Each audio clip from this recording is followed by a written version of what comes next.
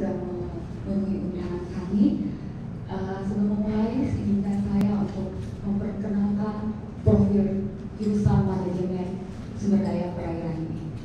Sebelum mulai, saya ingin menjelaskan kepada Bapak Ibu, ini adalah kami mengadakan kegiatan ini karena kami bersama jurusan SI dan juga bersama universitas institusi kami memenangkan kompetisi kampus merdeka di antara ratusan perguruan tinggi di Indonesia. Musab satu-satunya mewakili Indonesia Timur. Yang pertama kali tembus. Pertama saya ditunjuk itu saya minta maaf, saya baru duduk di kantor ini baru 8 bulan. Saya juga buta tentang kampus merdeka ini. Tetapi dengan mengikuti kegiatan ini, saya ragu-ragu. Kami puji kepada Tuhan, bukan karena kekuatan saya, tapi saya punya teman-teman yang hebat di sini yang mendukung kami. Seperti itu. Dan dukungan dari senior-senior, salah satunya Pak Heru yang mendukung kami untuk ikut ini. Seperti ini. Jadi Pak Heru ini ketua kami di tim ISS untuk seluruh kegiatan di institusi. Seperti itu. Ya, kita mulai saja. Perkenalkan, kita ini jurusan manajemen sumber daya perairan. Orang perikanan, kami masuk di dalam jurusan manajemen sumber daya perairan di bawah Fakultas Pertanian. Di dalamnya itu bukan hanya orang Indonesia saja, tetapi saya sendiri orang ilmu kelautan, ada orang budidaya seperti prosa, ada orang penangkapan dan sebagainya. Tapi kami berkumpul dalam satu prodi dan jurusan manajemen sumber daya perairan. Nah, ini adalah izin berdirian kami 6 Agustus, ya, 16 Agustus, dan kami sudah 3 kali akreditasi, dan tahun 2018 kami akreditasi B, dan tahun ini ada hari terakhir, tahun depan kami juga akan akreditasi. Seperti itu. Jadi kami mohon bantuan Bapak Ibu, karena sekarang bukan kami berdiri sendiri atas kaki kami, tapi prodi, institusi berdiri karena juga sekarang ikut campur dari Yudi maupun mitra. Bantuan, masukan itu sangat penting untuk kurikulum kami maupun pengembangan mahasiswa kami seperti yang tadi dijelaskan oleh WS1 kami, Bu ya. Lanjut. Nah, minta maaf, ini kami masih pakai visi yang lama. Kenapa? Karena baru. Ya. Sementara sudah masih universitas sudah ya, Ibu Cynthia. Tinggal sekarang di fakultas. Nanti fakultas juga akan ada panggil mitra. Jadi nanti harus fakultas baru kami. Jadi kami belum bervisi. Nanti ada waktu juga kami akan memanggil Bapak Ibu untuk bersama-sama dengan kami. Nah, visi kami adalah menjadikan program manajemen sumber daya perairan yang unggul dalam pengelolaan sumber daya pesisir, rawa dan sungai secara berkelanjutan. Kita Merauke itu sangat unik, makanya ini dijadikan visi-misi. Kenapa? Kita dibandingkan yang lain, kita punya laut luas, kita punya sungai banyak besar, panjang, kita punya rawa luas, seperti itu. Salah satunya untuk perikanan, bagian timur, khususnya di Merauke juga menjadi biodiversitas untuk pasar perairan, baik laut maupun perairan tawar. Makanya itu kami angkat. Selanjutnya, ini dalam misi kami. Ada 3. Pertama, menjalankan bidang pendidikan, ya, yang efisien untuk menghasilkan lulusan berkompetisi unggul dalam hal pengelolaan sumber daya ikan, ya, baik sungai, rawa maupun laut. Kita punya laut beda, kita punya sungai beda, kita punya rawa beda. Apa bedanya? Laut kita beda dengan laut yang lain. Laut kita laut dangkal, pusat migrasi ikan dari Australia ke Indonesia. Nah, sekarang ini lagi musim-musimnya. Nanti lebih jauh dijelaskan nanti pada saat sesi penelitian. Kemudian yang kedua, menjalankan penelitian berorientasi pengembangan keilmuan. Nah, ini sudah kami jalankan, nanti kami sampaikan. Kemudian menerapkan mengembangkan ilmu manajemen sumber daya memenuhi sumbangan yang pada masyarakat dalam sebuah sumber daya. Itu sudah dijelaskan. Nanti sebentar dijelaskan sama narasumber di sisi penggantian. Banyak hal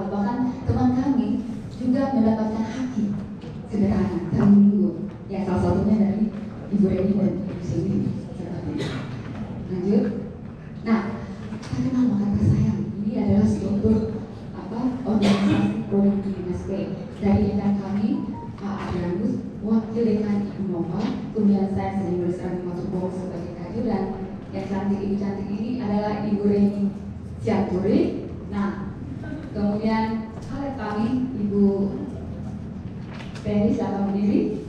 Ya, ini Ibu Ferry. Kemudian ada Pak Kalvin, Pak Edi yang kebetulan saat ini sedang melanjutkan studi S3-nya di UNDIP. Ada dua, Pak Edi di UNDIP. Yang satunya Ibu yang di Unhas, Pak Boni Larkan, dan Ibu Moci. Ya, mudah-mudahan mereka cepat dan kembali menggunakan kitab sumber daya manusia lebih maju lagi.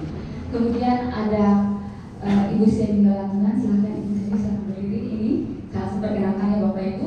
Kemudian ada Ibu Rosa Pangaribuan, silakan. Ya, ini dulu kader kami. Ya, seperti itu. Kemudian Ibu Siska Diana, MC tadi. Kemudian ada Ibu Siti Masya. Ya. Kemudian ada Ibu Sunardi, silakan Ibu Sunardi. Kemudian ada Ibu Satwati, kebetulan di luar. Kemudian ada Ibu Ivon, mohon maaf, beliau bisa datang karena ada di Plaza. Kemudian ada Pak Dandi, tadi datang tapi menemani Ibu Wahid satu. Kemudian ada Pak Slamet yang di depan. Kemudian ada Pak Marius Leken. Kemudian ini dosen dua baru masuk. Satu Pak Yoris, ini CPNS baru kami, sama satu Pak Lindon. Bapak Ibu di depan. Ya, mereka menjadi anggota baru bagi kami. Nah, ini menariknya apa? Kami punya dua alumni yang kami dulu ajar jadi rekan kerja kami, yaitu sekretaris saya sama Pak Marius. Seperti itu, bangga. Dan puji Tuhan ada tiga alumni kami ya yang sedang mempersiapkan diri untuk lanjut kuliah S2 di UNIF sama di IPB. Mereka ikut SBDP ya, secara institusi mereka sudah diterima, tinggal tunggu saja SBDP, mohon doanya seperti itu ya. Lanjut. Nah, ini adalah profil lulusan program studi MSP. Satu penyusun AMDAL, satu kedua pengelola ekowisata. Ya, kita harus tahu itu. Karena bedanya apa? Kita punya ekowisata yang menarik itu apa? Mangrove maupun rawa. Mangrove-nya kita ini sangat luas. Enak, kalau kita ke Kendari itu mereka jadikan dia punya apa? Daerahnya ya. Akhirnya apa? Mangrove-nya jadi ekowisata. Saya berharap nanti mungkin kita tertarik, kita bisa join untuk kerjasama seperti itu. Dulu 2014 kami dengan Angkatan Laut pergi ke Torasi ya, Torasi. Ya, itu bagus sekali. Bagaimana Presiden Jokowi mengangkat perbatasan dengan makhluk lewat itu. Ya, kita berharap seperti itu. Karena dia punya mangrove-nya sangat kuat. Dan jujur saja mangrove kita ini banyak. Tiap tahun itu ini salah satu ahli mangrove kami, dia menemukan jenis-jenis baru. Tiap tahun.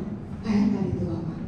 Dan dia tahu juga ada literatur tentang mangrove. Dia punya khasiatnya seperti apa. Nah, kalau kita tahu, kita riset, uji-ujinya bisa dihasilkan, bisa dijual seperti itu. Kemudian analisis perencanaan, kemudian pengelola ekosistem perairan dan umum dan pesisir. Silakan lanjut. Nah, ini capaian pembelajaran jurusan kami. Ada sikap, keterampilan umum, pengetahuan dan keterampilan khusus. Silakan. Ini kami menjelaskan. Ini adalah nanti Bapak. Ini ya keterampilan khusus. Ya, ada pemikiran logis, maupun kerja dan sebagainya. Lanjut. Nah, ini ada keterampilan umum. Lanjut.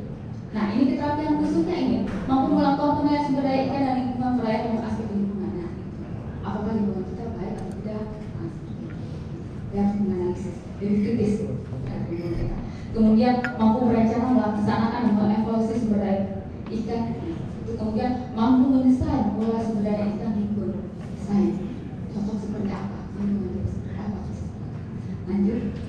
Nah, ini adalah seberang kurikulum kami. Ya, mereka belajar kampus merdeka. Jadi ada mata kuliah pemilihan minat. Jadi kita kemudian ada pengelolaan laut dan pesisir, pengelolaan sungai dan pengelolaan rawa. Seperti itu. Karena dua-duanya sama-sama air, tapi cara mengelolanya beda-beda. Karena keunikan realitas program studi dulu tidak ada. Sekarang yang nama kampus Merdeka, selain magang, praktisi mengajar yang disampaikan, kita juga di dalam, kita mahasiswa berhak keluar memilih mata kuliah di luar jurusan, di luar prodi kami. Nggak kayak kita dulu, masuk di situ, keluar di situ saja. Paling tidak yang kita bisa keluar dari kampus itu KKN, PKL, sama nanti kalau studi di media. Sekarang tidak. Nah, gitu. Kemudian ada mata kuliah wajib universitas, fakultas, program studi dan ya dunia. Lanjut. Nah, ini yang tadi saya bilang mata kuliah konsentrasi, pengelolaan pesisir laut, pengelolaan rawa dan pengelolaan sungai. Lanjut. Nah, ini adalah sebaran mata kuliah kami. Ya, kalau lulus mereka 140 seperti itu. Nanti, lanjut di Bapak. Saya sudah sampaikan tadi waktu Bapak datang. Sesi ini ada awal dilanjutkan. Nanti rencana tanggal 22 Agustus kita akan evaluasi lagi di sini tentang kurikulum. Karena banyak hal kurikulumnya sekarang ada bagaimana konversi dari mitra dan budi ke kita. Nah, itu kami butuh bantuan Bapak Ibu untuk masukkan ke kami kurikulumnya seperti apa. Ada perubahan-perubahan. 1 tahun itu pasti ada perubahan seperti itu. Nah, kami juga datang mengundang penjamin untuk kami dari RP3E, Ibu Husnu, ini memang ahlinya gitu. Kami nanti dia juga akan mendampingi dan menilai. Jadi Bapak Ibu sebagai spesial dari itu menilai juga hasil kerja dari mahasiswa. Nah, kalau mahasiswa sendiri apa? Silakan Bapak. Nah, itu ada syarat-syaratnya. Dia harus bertujuan PA-nya, ya. Dia harus mengikuti seleksi. Jadi nggak sejalan langsung jalan, harus seleksi, ya. Harus mendapatkan persetujuan pembimbing akademik, harus mengikuti berbagai sesi. Salah satunya lagi dia bikin proposal, kemudian dia mempresentasikan proposal itu kepada pembimbing dengan mitra dan budi. Nah, itu disebut tim, kami tim, ya, untuk mewawancari anak itu. Nah, kemudian mengisi logbook, ya, dia melaksanakan magangnya harus selesai. Yang pendamping dari mitra maupun budi. Kemudian mengisi logbook, kemudian menyusun laporan kegiatan. Nah, terakhir dia harus mempresentasikan apa yang dia buat di situ. Beda dengan PKN. Dia datang, dia presentasi apa dia mau kerja di magang maupun unit. Dia keluar juga selama 6 bulan, dia harus mempresentasikan apa yang dia dapat di situ, di pembimbing maupun di mitra maupun budi. Nah, terakhir kami akan menarik mahasiswa ke tempat magangnya. Nah, ini tugas-tugas dosen pembimbing sama seperti supervisor. Lanjut. Nah, ini prosesnya. Ini bicara banyak-banyak, ini gambarnya seperti ini. Ya. Jadi ini ada seleksi. Nah, jadi kami tidak bekerja sendiri dalam proses magang ini. Kami minta bantuan Bapak join. Jadi tim magang. Tim magang apa? Tim magang MSP dengan perusahaan A, institusi A, B, dan sebagainya. Jadi ini catatannya adalah topik magang dilakukan maksudnya tidak harus sesuai dengan program studi, tidak harus. Dia lihat apa yang ada di tempat yang akan dia mau tuju. Kemudian magang yang berjalan selama 1 semester, ya itu minimal 20 SKS. Oke, lanjut. Itu saja. Sekian dan terima kasih. Saya kembalikan ke moderator. Baik, terima kasih banyak Bu Profesor. Materi yang menarik sekali dan berdasarkan materi yang disampaikan oleh Waalaikumsalam. Sejahtera kita semua. Perkenalkan saya Burhansa. Di kantor sehari-hari saya di bagian pengawasan, pengendalian dan informasi. Di sebelah saya ada KPU saya. Cek. Potensi untuk melakukan ekspor. Kalau tidak memiliki sertifikat itu, dia tidak bisa melakukan ekspor. Mahasiswa bisa menjadi quality control. Ya. Tidak sembarang orang yang bisa memiliki kemampuan menjadi quality control di bidang terutama kalau dia ada itu berarti mulai utama.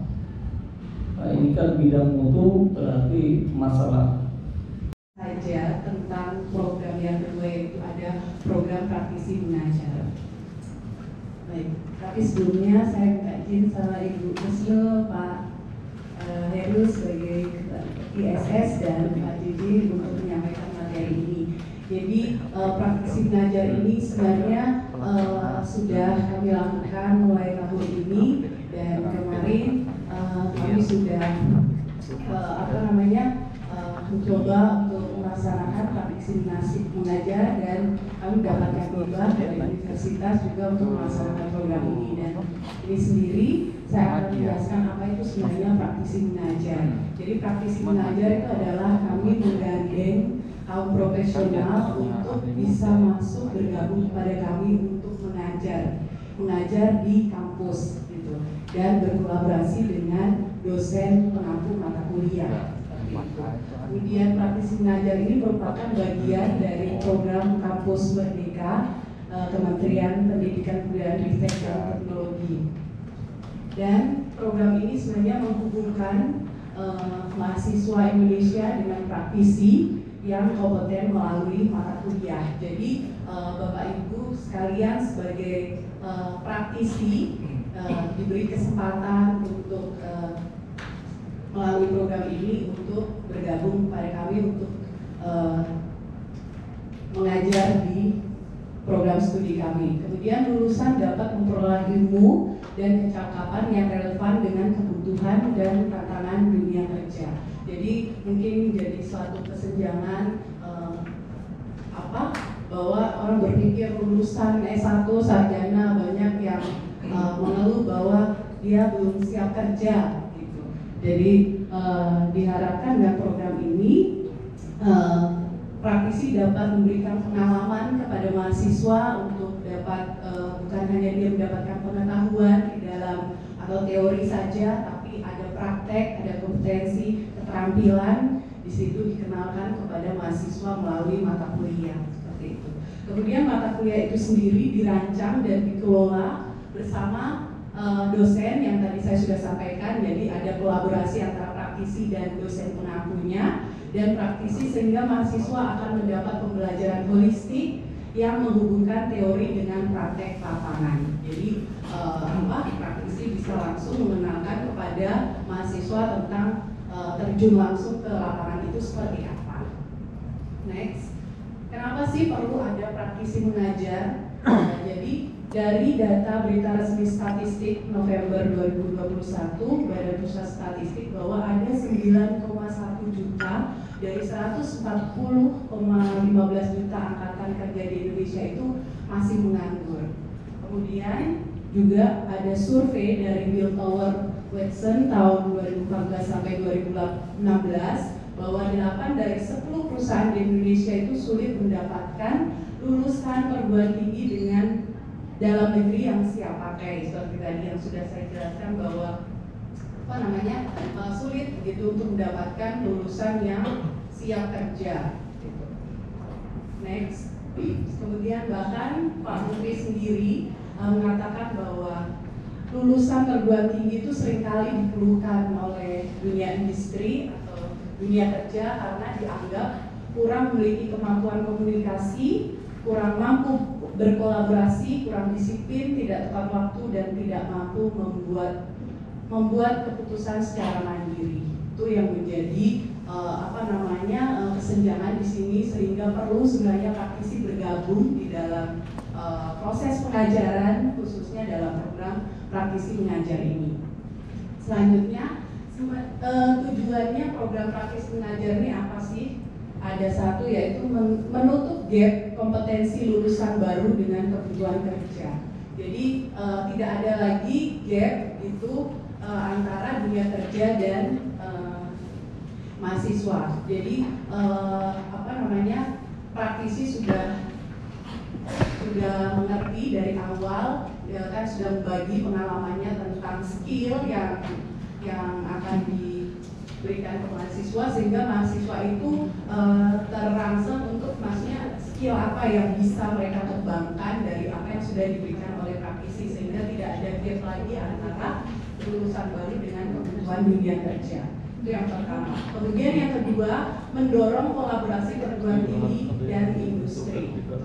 Jadi seperti tadi juga saya sudah menjelaskan bahwa dengan program ini mendorong kolaborasi antara perguruan tinggi dan khususnya dunia industri. Jadi dunia industri bukan hanya dunia industri untuk saat ini, mungkin dari instansi pemerintah juga bisa.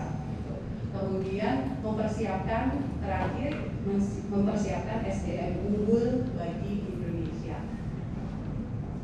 Selanjutnya, kemudian manfaat, itu dari tujuan, sekarang manfaat dari program praktisi mengajar. Jadi kalau manfaat untuk perguruan tinggi sendiri, yaitu memiliki kesempatan kolaborasi bersama praktisi dunia kerja, kemudian memiliki kesempatan penerapan tridharma perguruan tinggi, jadi tridharmanya terpenuhi dari proses pengajaran, kemudian meningkatkan citra kampus di depan para pemangku kepentingan, khususnya untuk perguruan tinggi sendiri, kemudian meningkatkan penilaian positif untuk akreditasi BAN-PT itu sudah otomatis.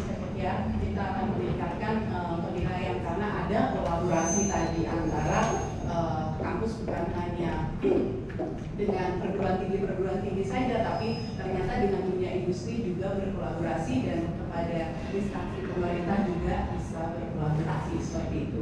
Kemudian yang terakhir meningkatkan kualitas lulusan, itu sudah pasti kan meningkatkan kualitas lulusan karena lulusan bukan hanya mendapat teori, tapi dia mendapatkan pengalaman berupa praktek secara lapangan dari praktisi. Kemudian itu untuk perguruan tinggi, kemudian untuk praktisi sendiri, dunia kerja apa sih manfaat dari program ini? Sebenarnya praktisi itu memperoleh informasi potensi mahasiswa di perguruan tinggi yang memiliki keterampilan yang sesuai dengan kebutuhan kerja. Jadi Bapak Ibu bisa memperoleh informasi dari potensi mahasiswa karena langsung mengajar mahasiswanya. Kemudian yang kedua, memperoleh informasi potensi mahasiswa yang mampu menjadi mitra bagi dunia kerja, mendidik dan menjaring sumber daya manusia unggul lebih awal untuk membentuk pangkalan bakal atau talent pool. Kemudian menjadi bagian dari penggerak kemajuan pendidikan Indonesia. Dan yang terakhir meningkatkan sense of purpose praktisi. Itu untuk praktisi dan dunia kerjanya, manfaat dari program ini. Kemudian ini mungkin yang jadi pertanyaan ya Bapak Ibu, sebenarnya seperti apa sih model skema kolaborasinya? Jadi dalam praktisi mengajar ini ada dua skema kolaborasi, ada yang pendek dan ada yang intensif. Yang pendek itu praktisi diberi kesempatan untuk mengajar 4-10 jam per semester. Jadi praktisi itu diberi kesempatan dalam 1 semester untuk mengajar, dan yang untuk kolaborasi pendek ini mengajarnya 4-10 jam minimal. Di situ ada 2 mata kuliah dan maksimum 2 kali pertemuan. Itu di kolaborasi pendek. Tapi ada juga yang kolaborasi intensif. Nanti Bapak Ibu bisa memilih mana yang bisa dikolaborasikan, mau yang pendek atau yang intensif. Yang intensif itu adalah 1 semester penuh Bapak Ibu mengajar di prodi kami di 1 mata kuliah. Gitu. Jadi maksimum ada mengajar 15-41 jam per semester. Kemudian wajib terlibat dalam perencanaan dan evaluasi. Jadi Bapak Ibu juga wajib dalam penyusunan RPS, yang perencanaan itu mungkin dalam bentuk RPS. Kemudian evaluasi dalam bentuk ujian atau praktikum seperti itu. Itu model skema kolaborasinya.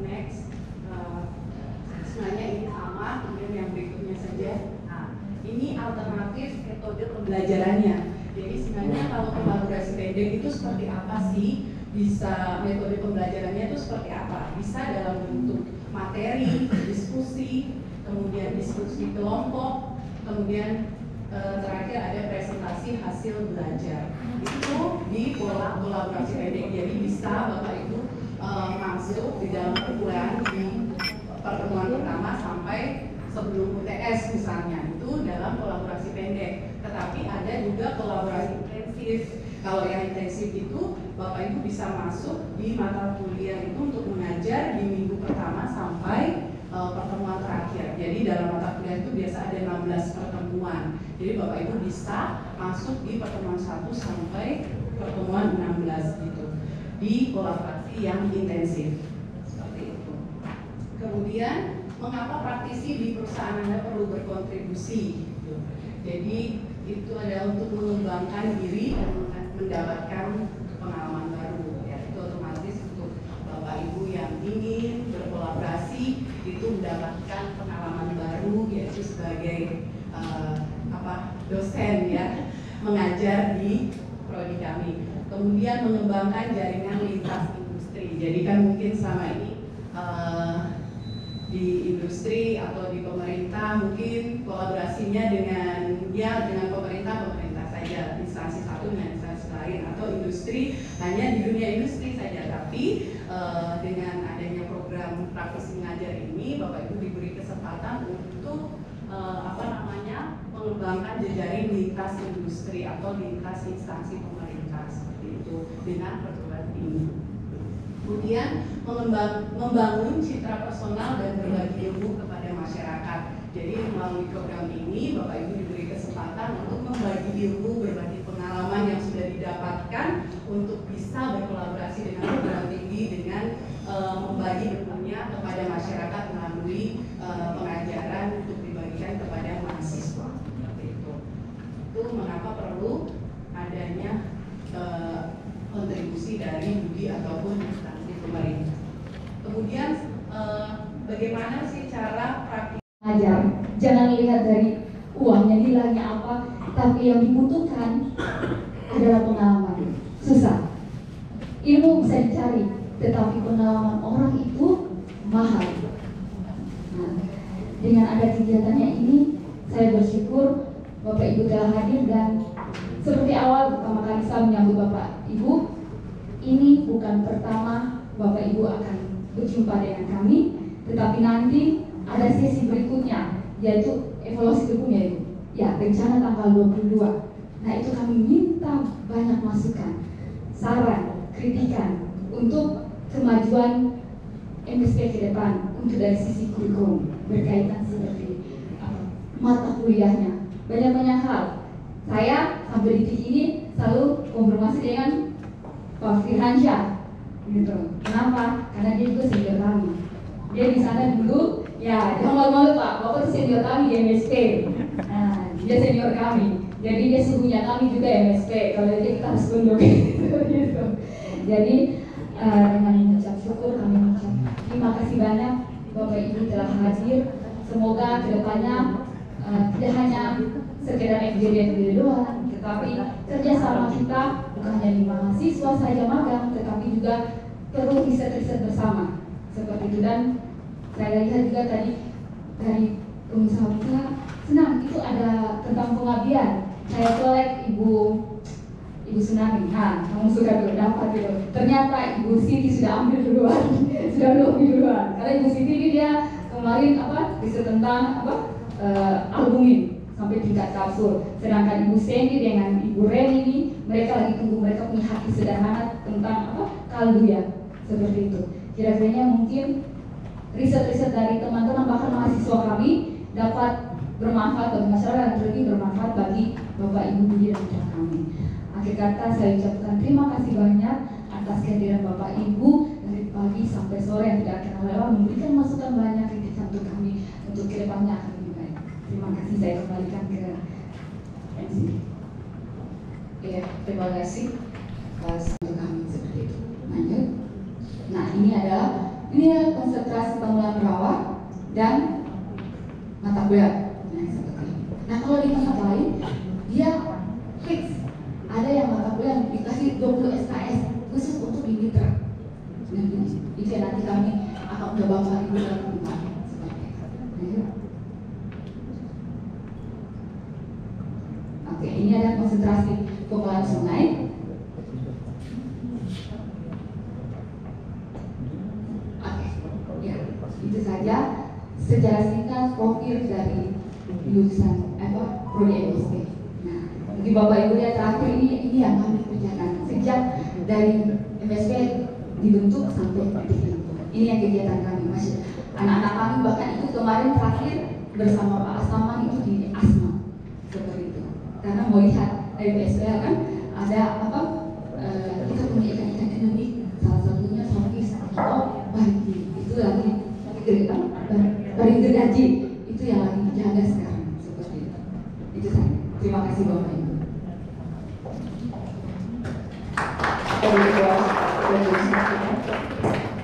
Ya, terima kasih Pak Ketua Jurusan MSP.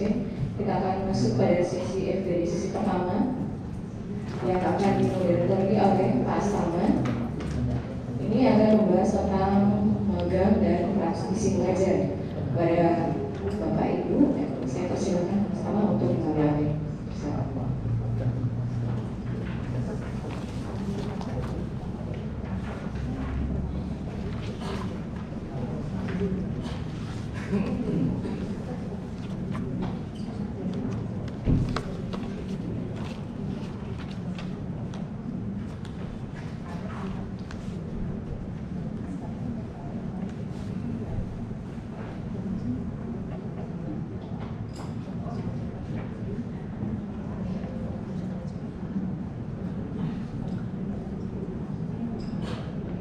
Baik, Assalamualaikum warahmatullahi wabarakatuh dan salam sejahtera untuk kita semuanya.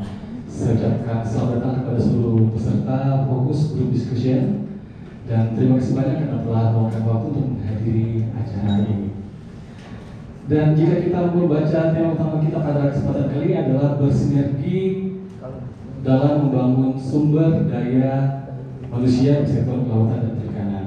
Nah, jika kita membaca tema tersebut, pasti kita akan bertanya-tanya, siapa sih yang akan dibangun kompetensinya dan apa yang akan disinergikan dari kita semua. Dan untuk menjawab semua, telah hadir di tengah-tengah kita Ibu Ketua Jurusan, Ibu Barista Natul Box yang akan mengantarkan materi pengantar mengenai magang, dan juga Ibu Sekretaris Jurusan, Ibu Reni Sianturi SPI MSI yang akan memberikan materi pengantar mengenai praktisi mengajar. Dan FGD ini akan dibantu oleh saya, Asaman Amir, dan di bagian notulen ada Ibu Siti Masia. Baik, langsung saja untuk menjawab pertanyaan tadi tentang siapa sih yang akan disinergikan dan siapa yang akan ditingkatkan kompetensinya. Langsung saja saya persilakan kepada Ibu Kajur untuk memberikan materi pengantar mengenai kegiatan magang mahasiswa. Kepada Ibu Kajur saya persilakan.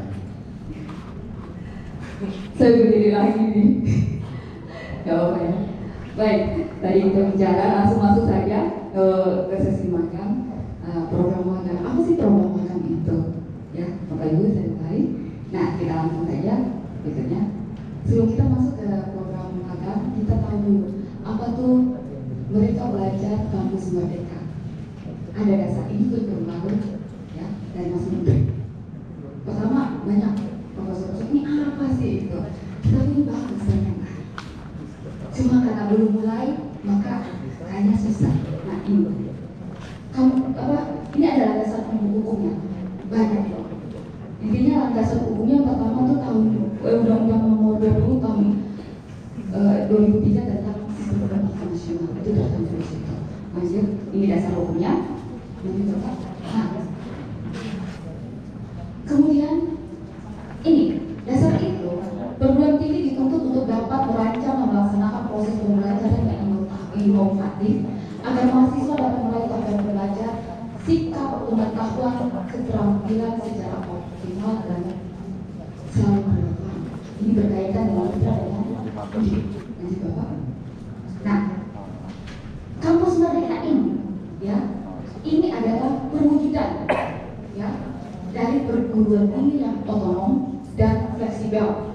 Nah, ini dari sini, mahasiswa diberikan kebebasan mengambil SKS di luar program studi 3 semester berupa 1 semester kesempatan mengambil mata kuliah di luar prodi, 2 semester melaksanakan aktivitas pembelajaran di luar prodi.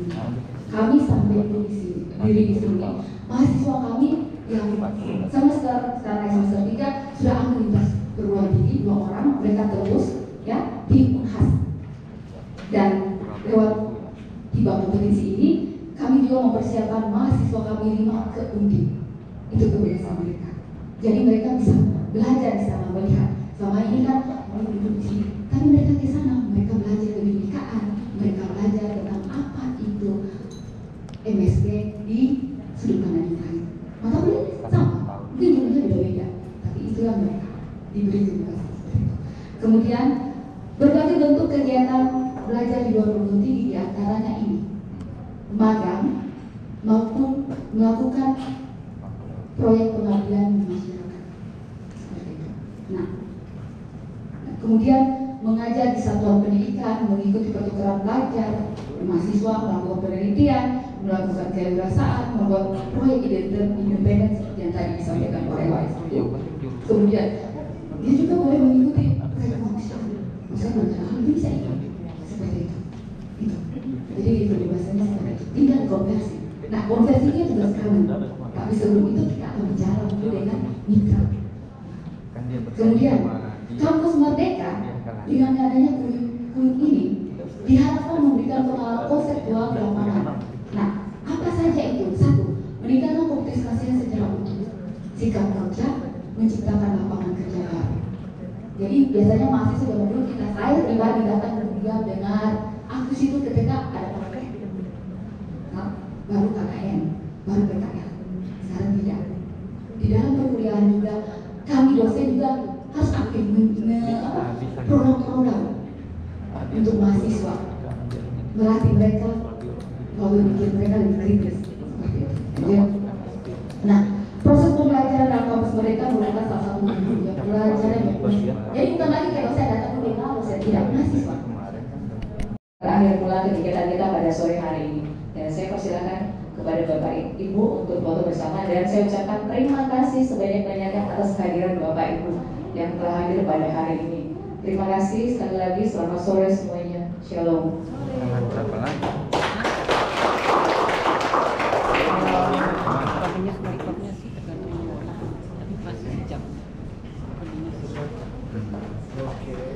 Jam, berarti kita harus pindahin biar hapus lagi. Tapi kebetulan aku bawa banyak memori. Ada berapa ya? 363. 36, 1 giga. 1 giga tapi 36. Enggak, 36 giga saya.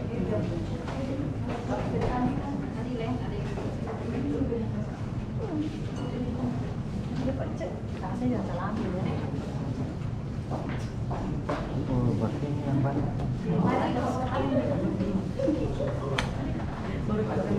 Iya. Saya bantu angkat kan? Saya bantu angkat kan?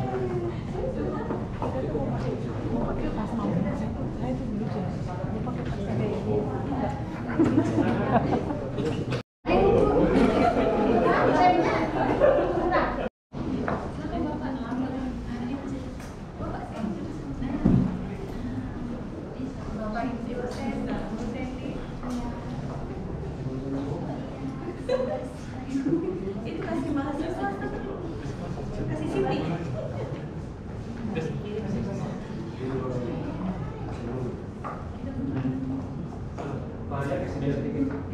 Yang ini tuh nggak yang berdiri yang ini. Tidak bisa, ada meja. Jadi mau apa? Iya Pak, siap.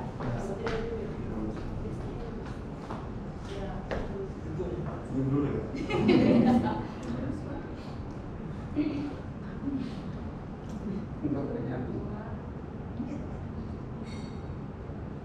Oke, siap. Di sini 1, 2,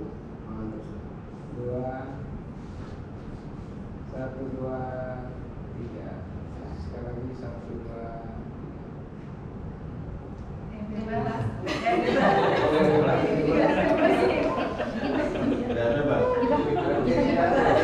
Kalau dipanggil kayak di masa bagaimana? Ini oke. Tangannya di kepala pas minta maaf. Siap, nggak bebas. 1, 2, 3. Lagi 1, 2, 3. Ada lagi rumah semuri.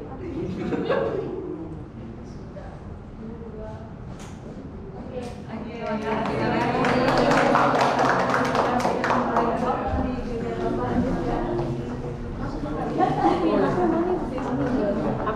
sampai salah lagi. Tapi